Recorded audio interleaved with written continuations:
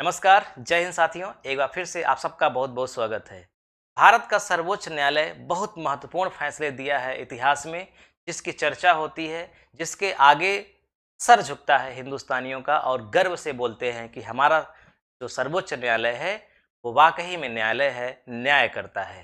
सर्वोच्च न्यायालय ने अभी एक टिप्पणी किया और एक आदेश पारित किया, 95 पन्नों का एक निर्णय, एक डिसीजन, पूरी अवलोकन करके सारी बात को उसने बताया कि जो बुलडोजर की कार्रवाई है, जो किसी भी आरोपी को, केवल आरोप सिद्ध भी नहीं हुआ है, आरोपी हुआ है, उसको बुलडोजर से उसके मकान को कैसे ध्वस्त किया जा सकता है, कैसे उसकी संपत्तियों को नष्ट किया जा सकता है। जो सरकार होती है वो न्याय नहीं करने के लिए है, सरकार शासन व्यवस्था देखने के लिए है। तो सरकार न्याय कैसे कर सकती है? सरकार यहाँ पर शक्ति और सत्ता का दुरुपयोग कर रही है। जब भी किसी भी व्यक्ति का मकान गिरता है और उसके बगल में बने हुए किसी भी मकान को नहीं छुआ जाता, तो सामाजिक विद्वेष पैदा होता है।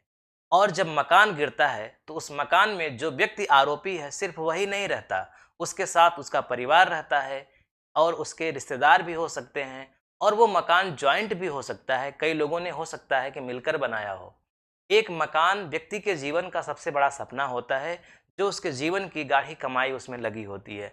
इसलिए सिर्फ आरोपी कोई अगर बन जाए और आरोप सिद्ध न हो, फिर भी उसके मकान को ध्वस्त कर दिया जाए, ये कोई बात सही नहीं है। सुप्रीम कोर्ट ने इस पर पूरी तरह से रोक लगा दिया। तो ये क्या है मामला? बुलडोजर की कार्रवाई को सुप्रीम कोर्ट ने इनकार कर दिया। अब बुलडोजर की कार्रवाई न्याय संगत होगी, यानी कि जब कोर्ट निर्णय करेगा तभी होगी, जब कोर्ट आदेश देगा मकान गिराने का तभी। तो इस वीडियो में आज हम संक्षिप्त में यही बात करेंगे, सुप्रीम कोर्ट ने क्या क्या बात बताई है। तो देखिए, सबसे पहले हम बात करते हैं कि मनमानी बुलडोजर कार्रवाई नहीं चलेगी, ऐसी टिप्पणी सुप्रीम कोर्ट की रही। इसमें दो जजों की पीठ थी। वे जज कौन कौन थे?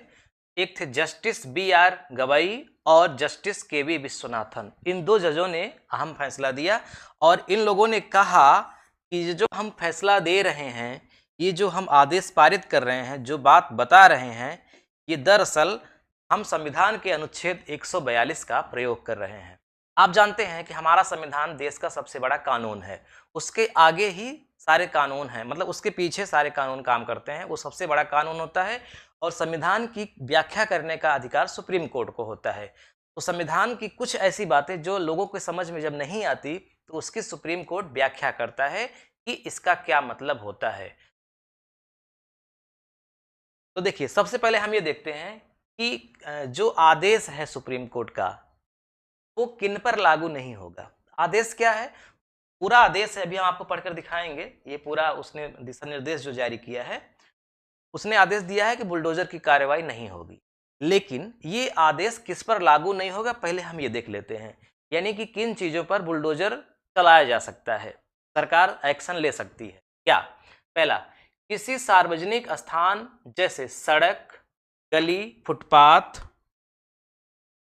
रेलवे लाइन, नदी या जल निकाय में अधिकृत निर्माण को तोड़ने के मामले में यह आदेश लागू नहीं होगा। इसका मतलब, अगर किसी भी व्यक्ति का घर तालाब की जमीन पर बना है, रेलवे लाइन बिछाई जा रही है उसकी जमीन पर बना है, सड़क पर बना है, सड़क बननी है वहां बना है, फुटपाथ पर बना है, ऐसी जगह पर अगर बना है, तो उसमें न्यायालय कोई हस्तक्षेप नहीं करेगा। सरकार घर गिरा सकती है, इसके खिलाफ कोई कार्रवाई नहीं होगी। ठीक है। शीर्ष कोर्ट का यह आदेश उन मामलों में भी लागू नहीं होगा जहां अदालत ने तोड़फोड़ के आदेश दिए हों। यानी अगर न्यायालय ने ये आदेश दे दिया है कि इस घर को गिराया जाए, नोटिस जारी हो गई है, तो उस घर को फिर गिराया जाना है। जो आज निर्णय आया है सुप्रीम कोर्ट का, ये उस पर लागू नहीं होगा। मतलब ऐसा नहीं कि किसी न्यायालय ने उस घर को गिराने का आदेश दे दिया है तो अब ये सुप्रीम कोर्ट का निर्णय आ गया कि बुलडोजर की कार्रवाई नहीं होगी तो अब उस पर भी रुक जाएगा। नहीं, इस पर निर्णय आया है, वो होगा।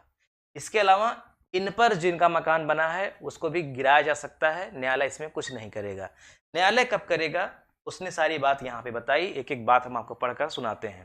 सुप्रीम कोर्ट का अहम दिशा निर्देश, क्या दिशा निर्देश है? 4-5 वाक्य में है, इसको हम देखते हैं। कारण बताओ नोटिस जारी किए बगैर तोड़फोड़ नहीं होगी। नोटिस स्थानीय नगर पालिका कानून द्वारा तय समय के अनुसार या नोटिस की तामील की तारीख से 15 दिनों के भीतर जिसमें भी अधिकतम समय होगा वह लागू होगा। एक लाइन में आप समझिए क्या बात है।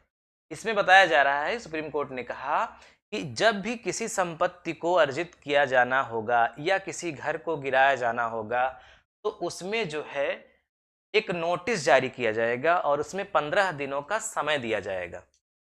यानी व्यक्ति 15 दिनों के भीतर वो न्यायालय जा सकता है इस नोटिस के विरुद्ध में, यानी उसे 15 दिन का समय दिया जाना जरूरी है। हाँ, अगर उसकी सुनवाई नहीं होती तो वो समय सीमा के भीतर ही मकान खाली कर देगा।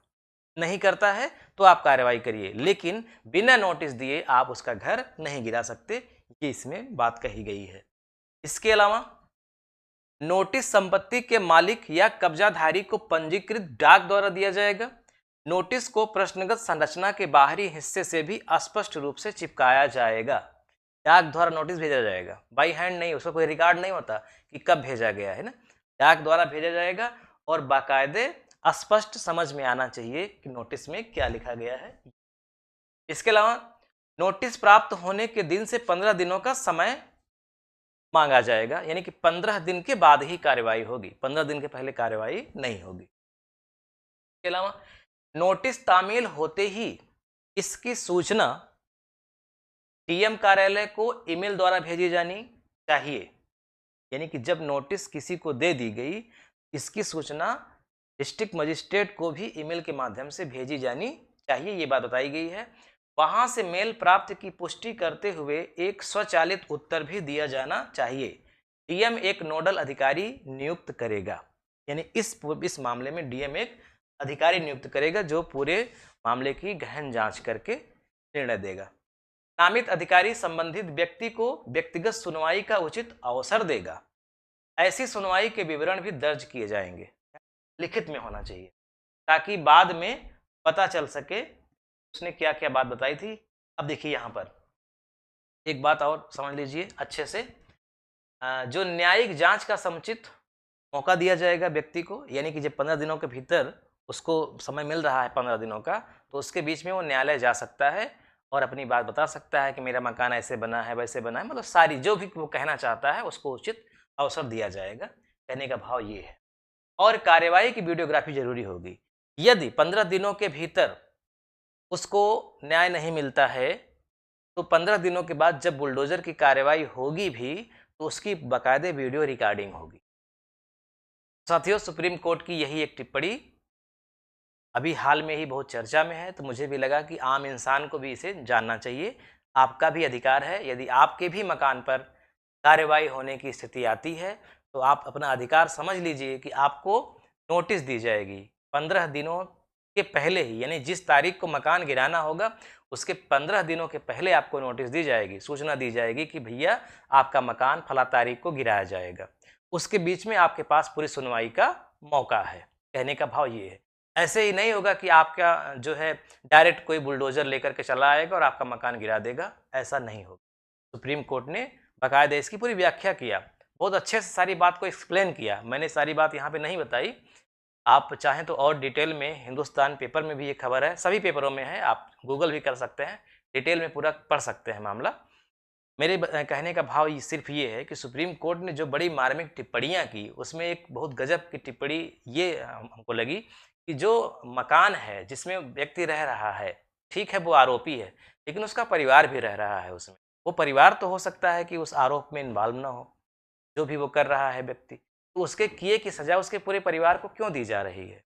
और वो मकान हो सकता है कि और लोगों ने मिल कर के भी बनवाया हो, उस परिवार के अलावा भी। उस मकान को क्यों गिरा रहे हैं, है ना? और दूसरी चीज़, आपका काम है पकड़ करके, अगर उसने कोई जुर्म किया भी है तो पकड़ करके न्यायालय में पहुंचाना। न्यायालय का काम है, वो देखेगा कि इसको किस तरह की सज़ा देनी है, क्या करना है क्या नहीं। ठीक है, तो आपका इस पूरे मामले पर क्या मत है, आप ज़रूर कमेंट बॉक्स में लिखिएगा। आपके इस मत का हम स्वागत करेंगे और कोई भी प्रश्न पूछना चाहते हैं तो भी आप कमेंट बॉक्स में लिख करके पूछ सकते हैं। मिलते हैं नेक्स्ट वीडियो में, तब तक के लिए नमस्कार।